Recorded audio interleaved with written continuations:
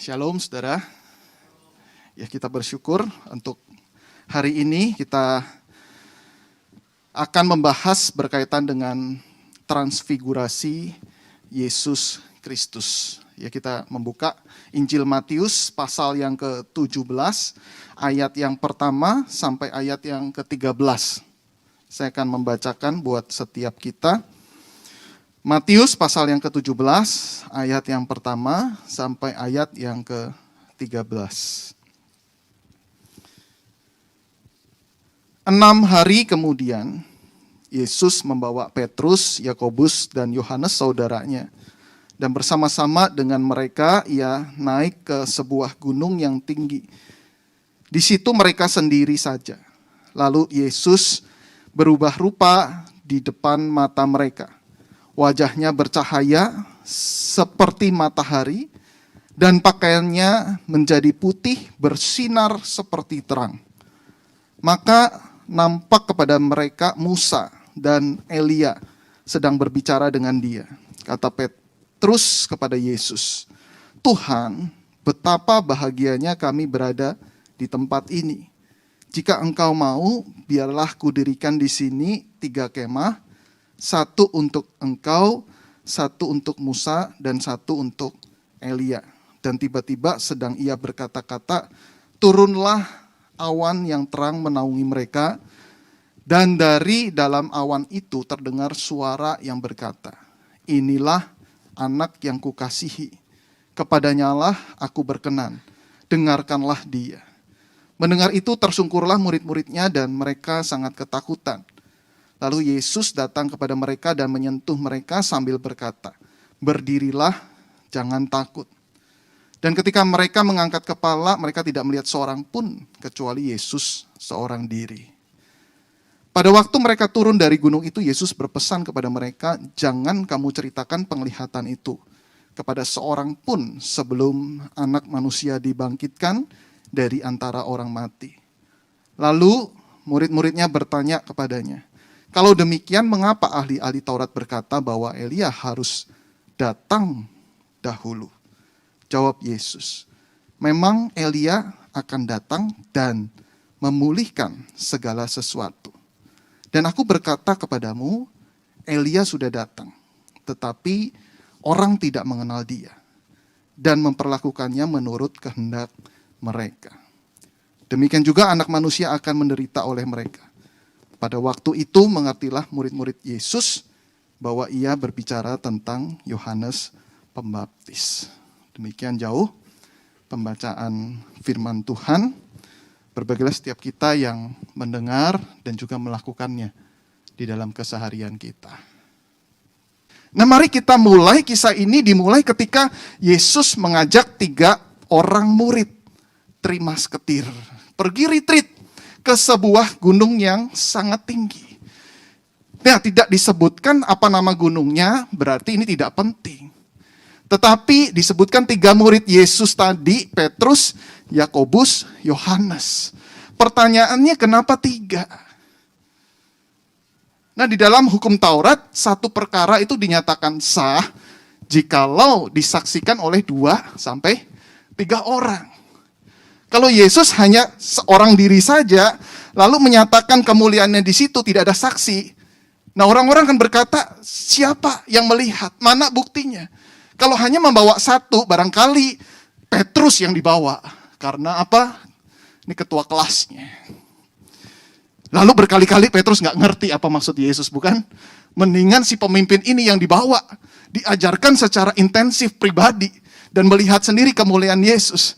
Tetapi ini juga tidak sah karena hanya 1 orang. Jadi harus 2 sampai 3 orang. Petrus, Yakobus, dan Yohanes. Nah, kalau demikian, kenapa hanya 3 orang itu? Bukankah kalau ada murid yang lain lebih banyak akan lebih bagus? Thomas kalian masuk semua. Semuanya aja dimasukkan di situ. Suatu kali, ini bukan cerita di Alkitab, fiktif. Malaikat Gabriel bertanya kepada Yesus, "Ya Yesus, Mesias Rajaku yang hidup, Engkau tidak salah, hanya 3 orang saja yang melihat penampakanmu. Kenapa nggak banyakan orang? Di atas gunung yang tinggi sangat strategis tempatnya. Ada jutaan umat manusia yang butuh kasih-Mu, butuh mengenal-Mu, butuh melihat kuasa-Mu. Jikalau Engkau pertontonkan kehebatan-Mu, lalu orang-orang melihat Engkau sangat luar biasa. Mereka akan mengenal siapa Engkau. Kenapa cuma hanya 3? Tidak strategis banget. Ini marketing yang besar. Orang-orang akan mengenal kasih-Mu, orang-orang mengenal siapa Engkau. Seluruh dunia akan bertekuk lutut menyembah-Mu. Begini malaikat Gabriel, dari 3 orang itu, ketika mereka nanti sudah yakin siapa aku, mereka akan membawa 3-5 orang lagi. Mereka akan mengajar orang-orang yang baru tentang siapa aku. Lalu 3-5 orang yang baru itu akan semakin yakin dan percaya siapa aku. Lalu mereka membawa 3-5 orang lagi. Kemudian terus begitu sampai seluruh dunia mengenal aku. Wah, luar biasa ya caramu. Tapi masa cuma 3 doang? Kalau 10 bagaimana? Begini, kalau 10 nanti ribuan tahun ke depan ada presiden yang berkata, berikan aku 10 pemuda, aku akan goncangkan dunia. Itu presiden di Indonesia. Masa aku kalah sama presiden 10 orang, ya saya Mesias Raja, 3 orang cukup, gak perlu sampai 10. Dengan 3 orang ini, aku yakin akan menggoncangkan dunia. Petrus, Yohanes, Yakobus. Artinya apa? Artinya Yesus sangat yakin dengan kehadiran mereka bertiga. Nah saudara, cerita ini ketika mereka sudah tiba di atas gunung, Yesus menyatakan kemuliaannya. Nah saya bagi menjadi 3 tahap. Tahapan yang pertama, yaitu Yesus berubah rupa. Nah berubah rupa yang dimaksudkan adalah perubahan kulit atau penampakan, bukan bentuknya. Bentuknya ya seperti manusia, tetapi di sini dikatakan wajahnya bercahaya seperti matahari. Dan pakaiannya menjadi putih, bersinar seperti terang. Nah penampakan seperti ini biasanya adalah penampilan daripada Yesus Kristus setelah dia di surga. Kita ingat kisah tentang Saulus, saudara. Kisah Rasul 22 ayat yang ke-6. Saya akan bacakan buat kita. Tetapi dalam perjalananku ke sana, ketika aku sudah dekat Damsyik, yaitu waktu tengah hari, tiba-tiba memancarlah cahaya yang menyilaukan dari langit, mengelilingi aku. Nah ini cahaya yang menyilaukan dari langit, bentuk penampakan Yesus setelah dia naik ke surga. Rasul Yohanes juga pernah mendapatkan penglihatan yang serupa. Wahyu 1 ayat yang ke-16. Dan di tangan kanannya ia memegang 7 bintang. Dan dari mulutnya keluar sebilah pedang tajam bermata 2. Dan wajahnya bersinar-sinar bagaikan matahari yang terik. Ya. Jadi ini penampakan Yesus setelah dia sudah naik ke surga. Jadi yang di gunung itu hanyalah iklan. Hanyalah iklan yang sebentar saja, yang sekejap saja, untuk kita bisa melihat nanti pada waktu kekekalan. Nah artinya apa? Artinya ini membuktikan bahwa selama Yesus merendahkan diri menjadi manusia, Yesus tetaplah Allah. Tetapi dia membatasi keilahiannya. Dia rem keilahiannya. Nah kita bisa melihat di bagian misalnya Yohanes 18 ayat 3-6, di mana ada orang banyak itu mencicipi keilahian Yesus. Apa yang terjadi? Dikatakan maka datanglah Yudas juga ke situ dengan sepasukan prajurit dan penjaga-penjaga bait Allah yang disuruh oleh imam-imam kepala dan orang-orang Farisi lengkap dengan lentera, suluh dan senjata.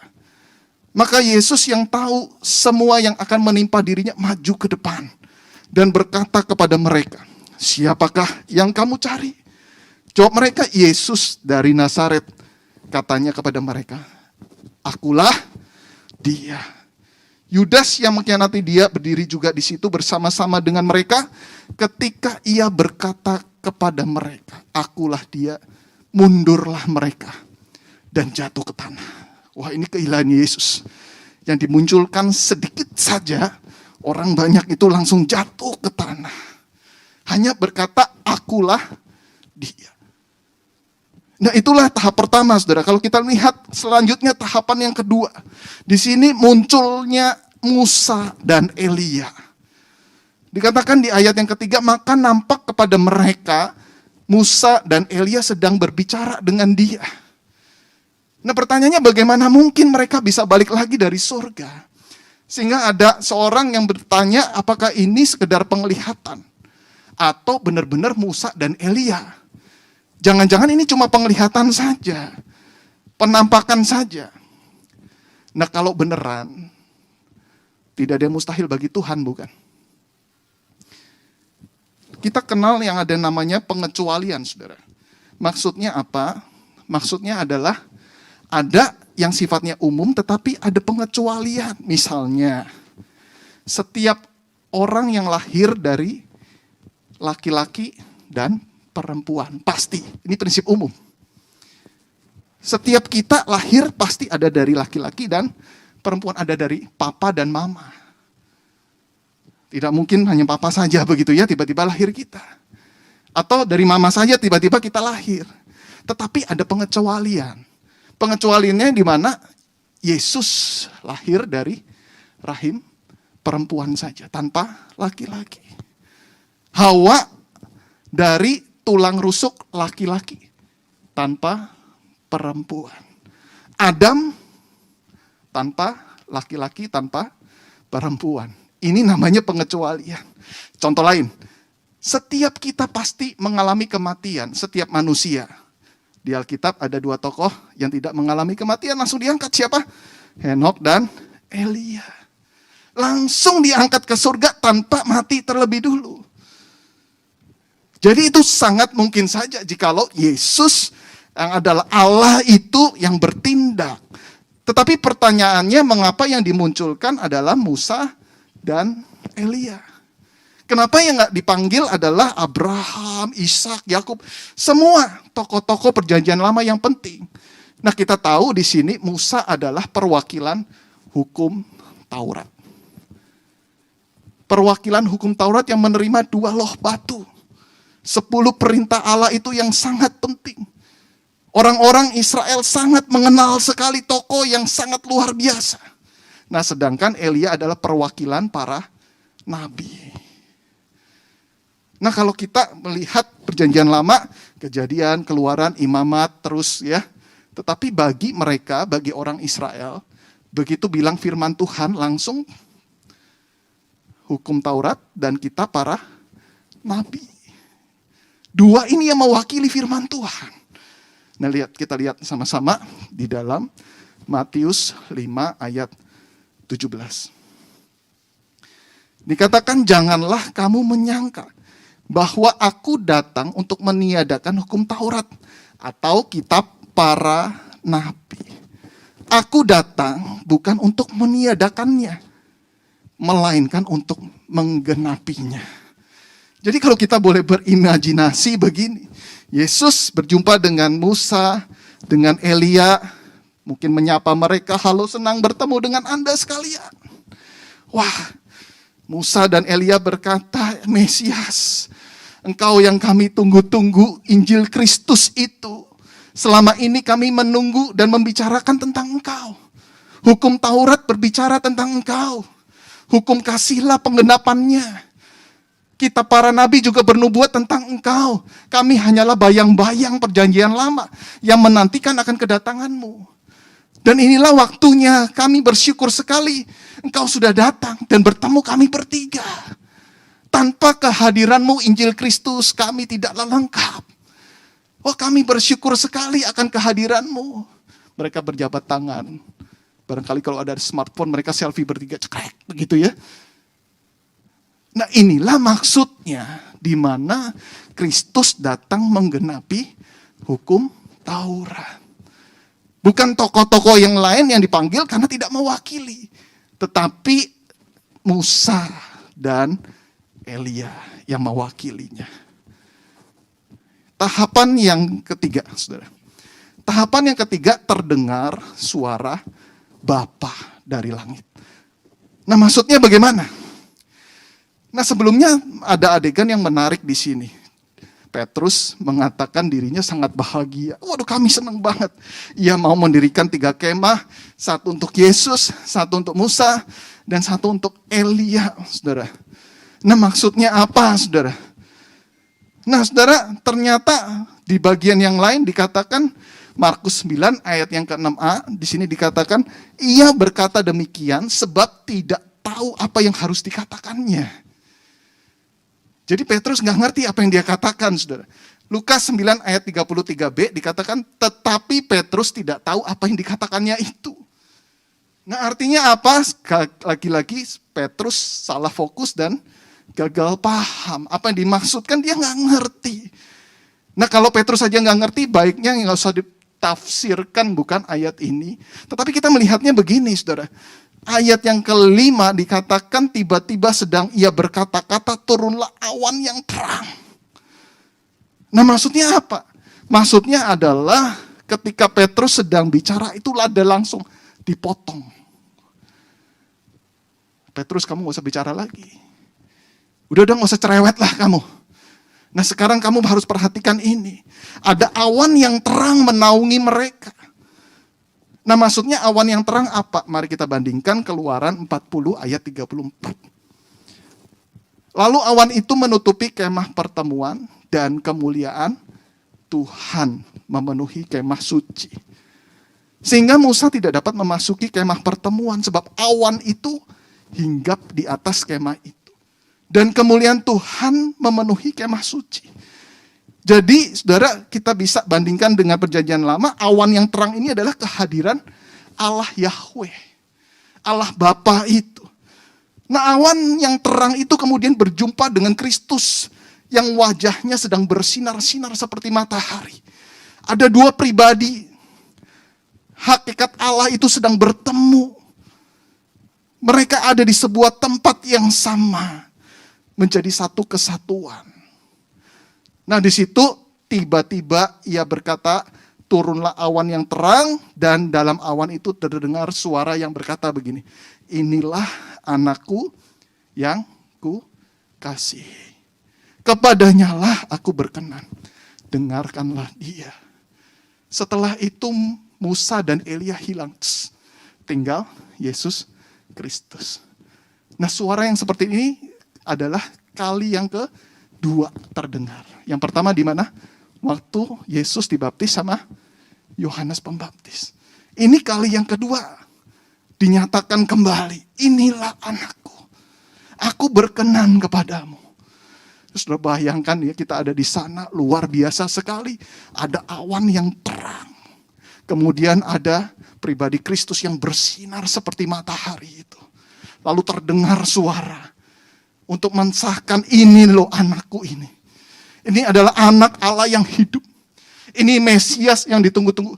Dengarkanlah dia. Artinya apa? Hukum Taurat itu yang lalu-lalu hanya bayang-bayang Injil Kristus. Sekarang Injil Kristus itu yang penting. Sekarang dengarkanlah dia. Dia yang menggenapi hukum Taurat dan para nabi. Ini benar-benar anak Allah yang hidup. Wah, luar biasa, saudara. Andaikan kita di sana, respon kita seperti apa?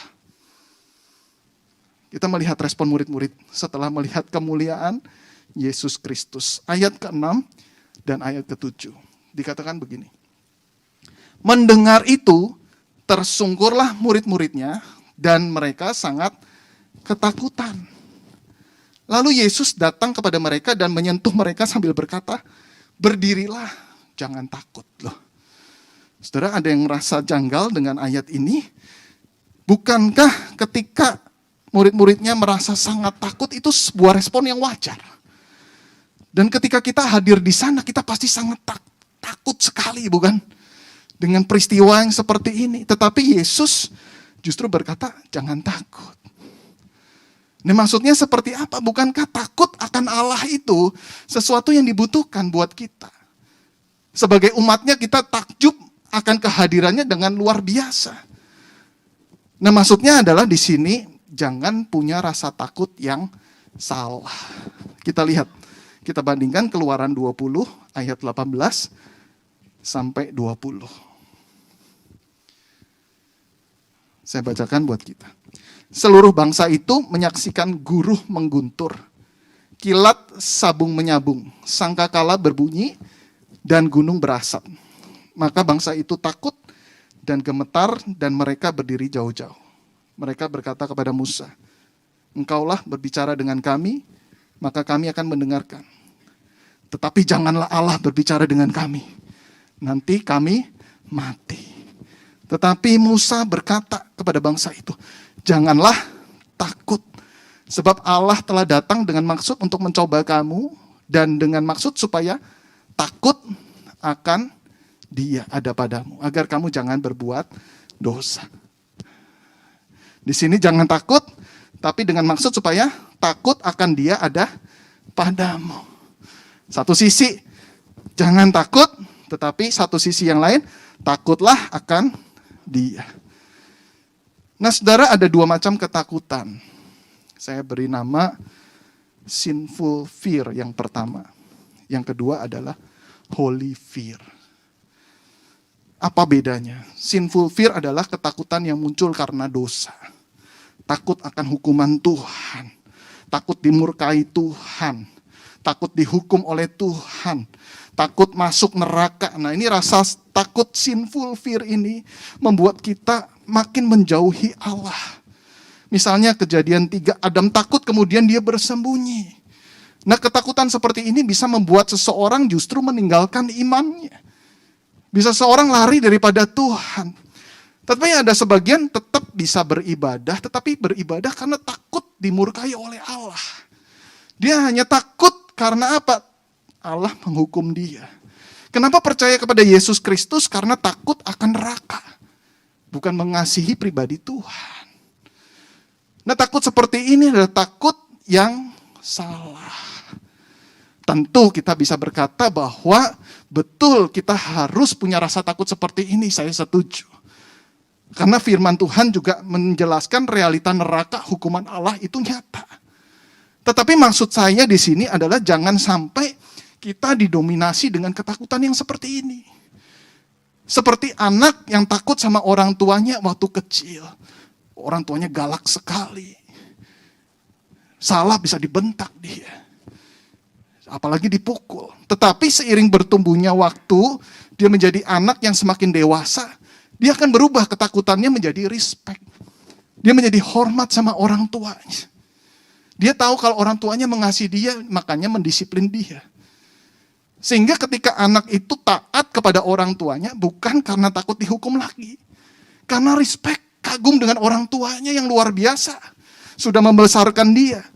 Dan dia makin mengasihi orang tuanya. Nah, ini adalah holy fear. Holy fear adalah takut di mana kita takjub akan Allah. Takut di mana kita respect kepada Allah. Kita punya kekaguman yang luar biasa dan kita mengasihi pribadi Allah itu. Nah, sinful fear fokusnya adalah kepada diri sendiri. Takut kita dilukai oleh Tuhan, disakiti oleh Tuhan. Tetapi holy fear kita takut menyakiti pribadi Tuhan. Tuhan harusnya disenangkan. Tuhan harusnya dimuliakan, ditinggikan, bukan disakiti dengan perbuatan jahat kita. Nah, karena itu sinful fear ini perlu diubah menjadi holy fear. Takutlah akan Dia. Jangan takut sinful fear, tapi milikilah holy fear. Saudara, mari kita berhenti sejenak, kita refleksikan di dalam hidup kita. Kapan terakhir kita punya rasa kagum dan hormat yang luar biasa kepada Tuhan atas perbuatannya yang ajaib. Setiap minggu kita beribadah sungguh-sungguh. Kita nyatakan pujian dan hormat kita. Betulkah itu berasal dari dalam hati kita?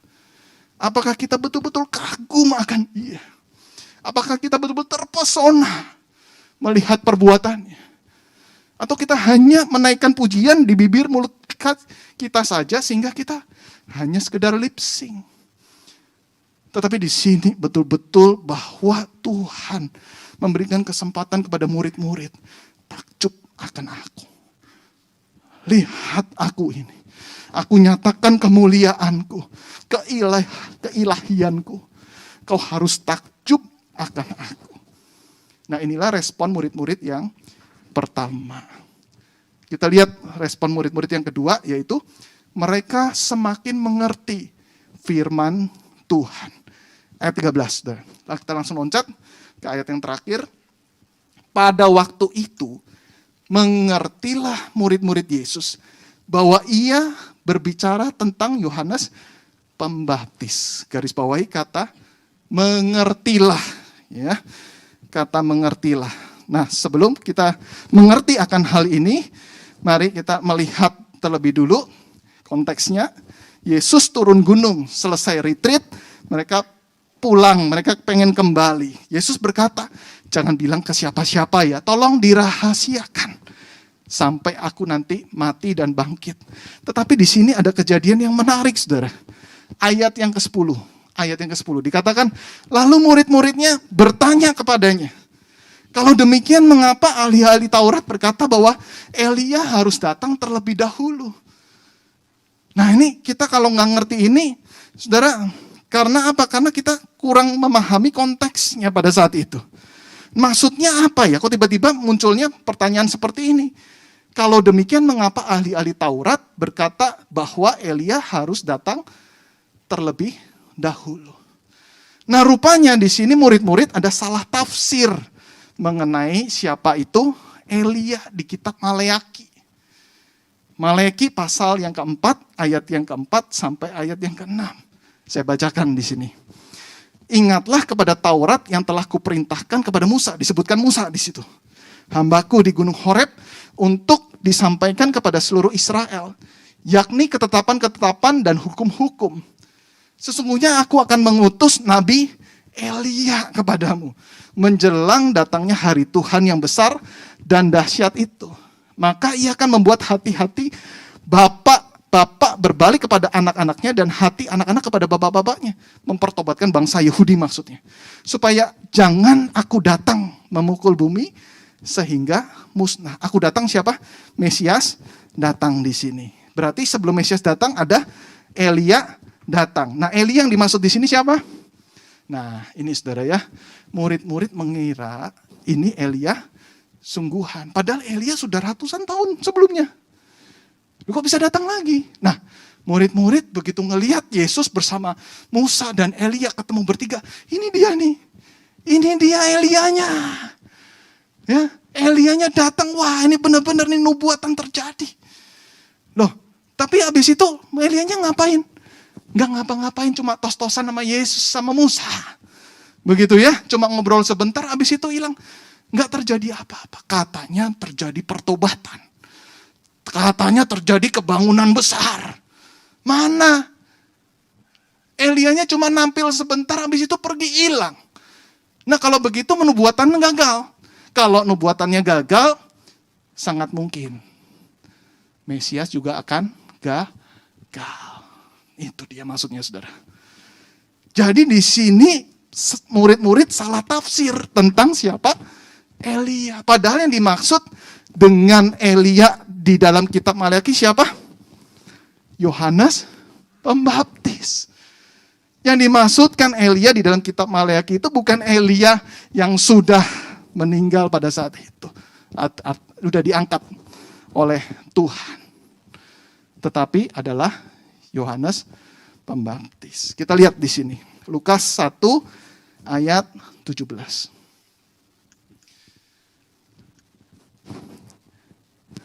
Dan ia akan berjalan mendahului Tuhan dalam roh dan kuasa Elia. Untuk membuat hati bapak-bapak berbalik kepada anak-anaknya. Dan hati orang-orang durhaka kepada pikiran orang-orang benar. Dan dengan demikian menyiapkan bagi Tuhan suatu umat yang layak baginya. Ia siapa di sini? Yohanes Pembaptis.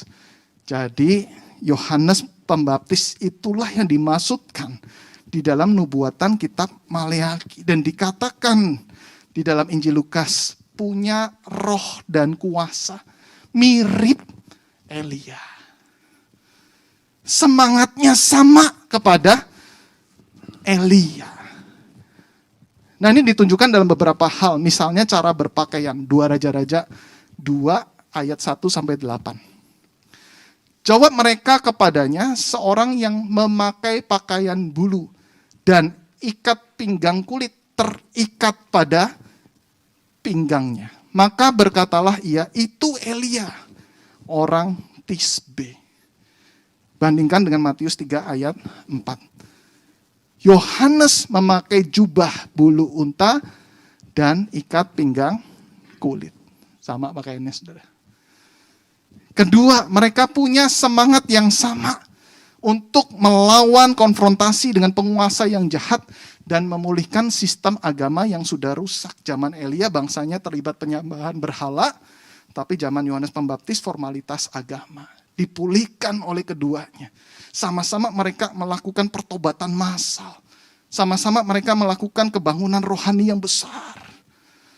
Nah, itulah mereka salah tafsir. Karena itu Yesus menjawab mereka. Ayat 11 dan 12 dikatakan gini. Jawab Yesus, memang Elia akan datang dan memulihkan segala sesuatu. Dan aku berkata kepadamu, Elia sudah datang. Tetapi orang tidak kenal dia. Dan memperlakukannya menurut kehendak mereka. Demikian juga anak manusia akan menderita oleh mereka. Nah, Elia dimaksud Yesus siapa di sini? Yohanes Pembaptis. Yohanes Pembaptis sudah datang, bahkan dipenggal, menderita oleh mereka. Nanti demikian juga aku akan menderita oleh mereka.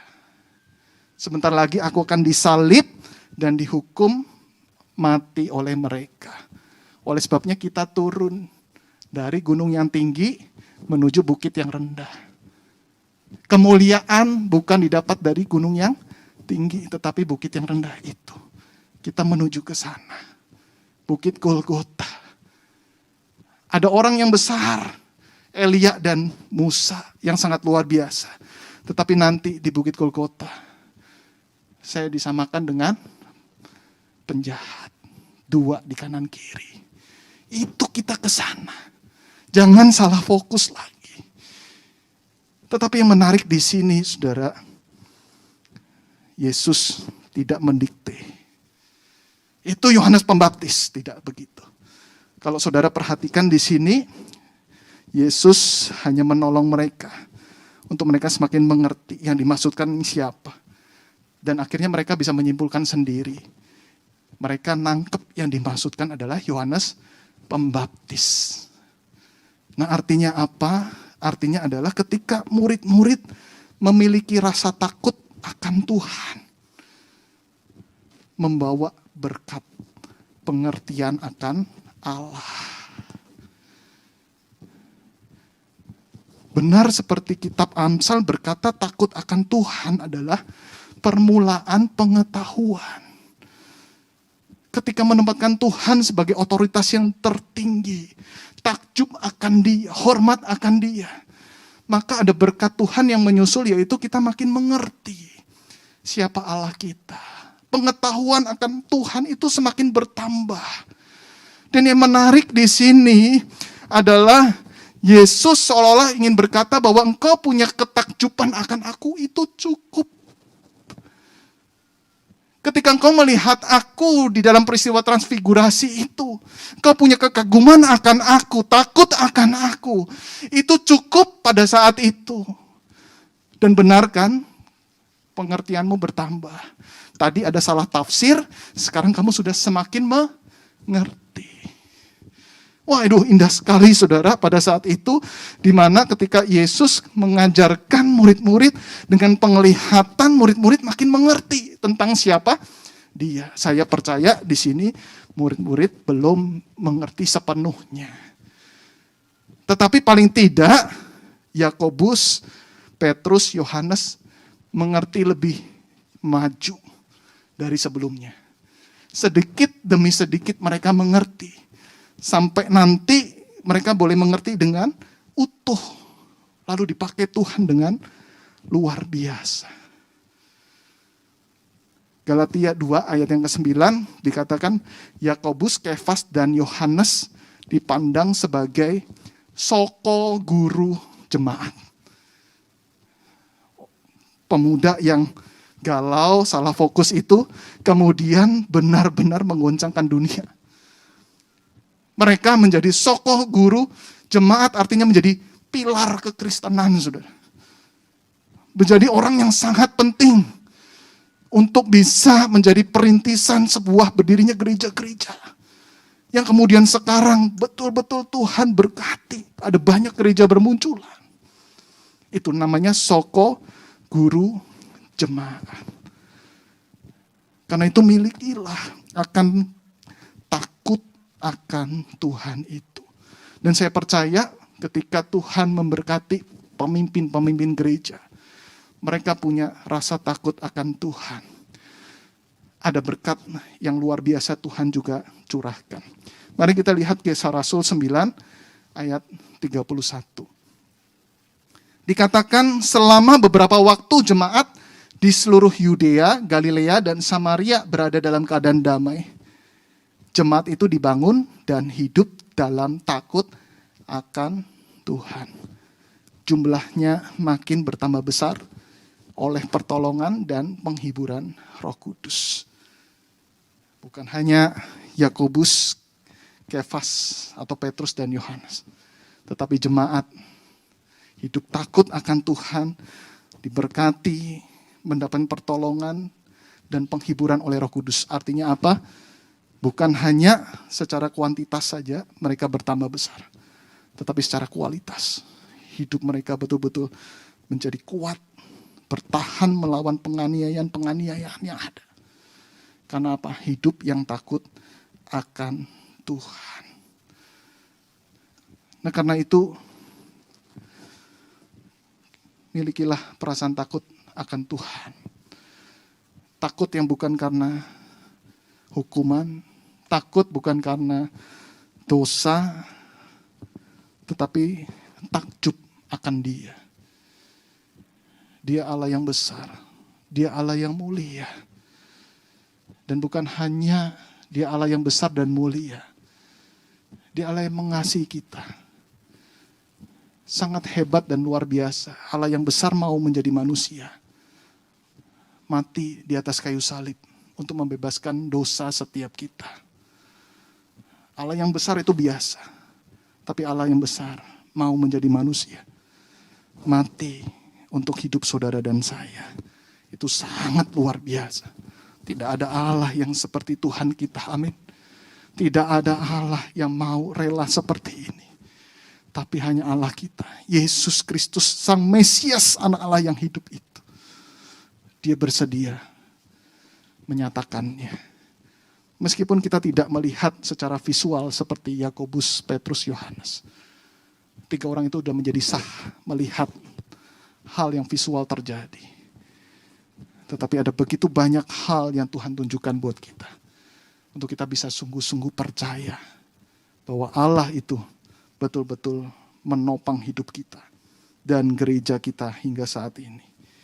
Kiranya Roh Kudus memampukan setiap kita. Amin. Mari kita ambil waktu tenang di hadapan Tuhan.